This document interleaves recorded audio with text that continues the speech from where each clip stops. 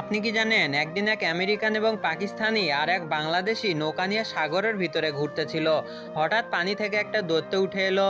দৈত্য প্রচন্ড রাগে কণ্ঠে বলল, তোরা অনুমতি ছাড়াই আমার এলাকায় ঢুকেছিস কেন? এখন আমি তোদের খেয়ে ফেলবো। ওরা তো হাউ মাউ করে কাঁদতে লাগলো। ওদের কান্নায় দৈত্যের মন কিছুটা নরম হলো।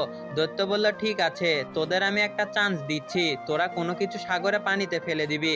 যদি আমি সেটা তুলে আনতে পারি তাহলে তোদের খেয়ে ফেলবো, আর যদি না তুলে আনতে পারিস তাহলে ছেড়ে দিব। আমেরিকান লোকটি বন্দুকের একটা বুলেট পানিতে ফেলে দিল।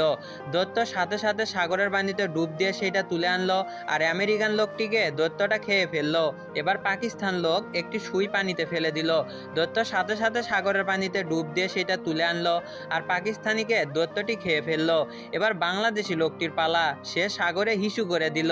এখন ঠেলা সামলাও, এবার বাঙালি কি জিনিস।